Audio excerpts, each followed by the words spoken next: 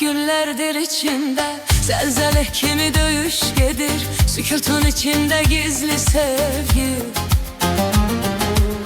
məni yine ayakta saklayır. Ne kadar külək esip keçsə, ne kadar yollar yorub məni,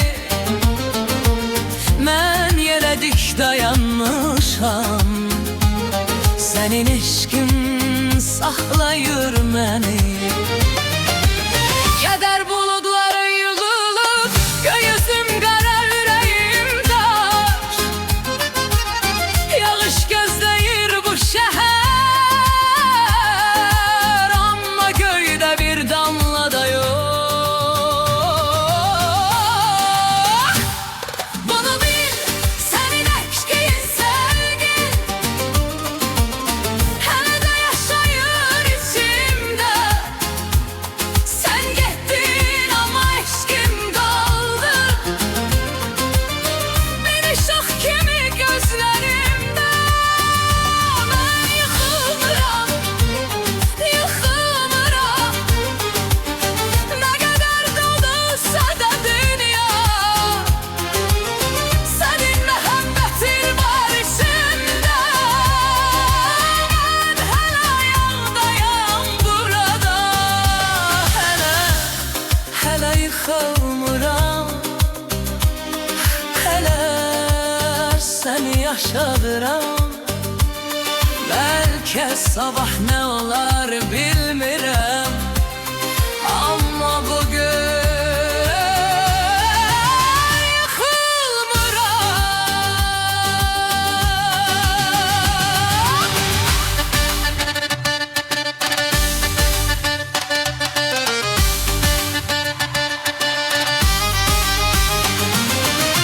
Geceler uzanır üstüme, ulduzlar susur penceremde.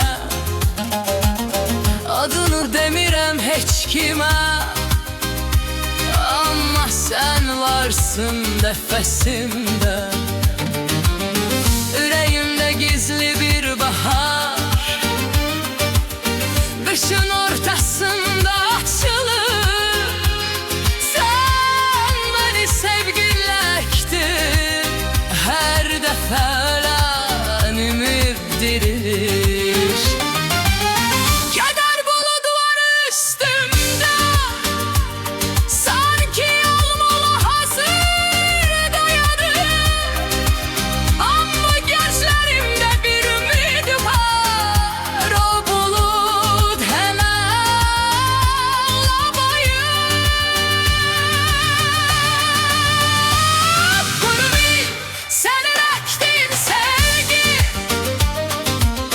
hala da yaşayır içimde.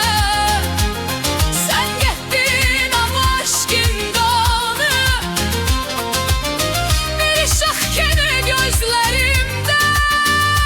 Ben yıkılmıram, yıkılmıram, ne kadar da olsa da dünya, senin muhabbetin var içimde. Ben hala ayağdayım burada. Belki de bir gün yağacak yağış, belki de susacak bu savaş, ama o gün gelene kadar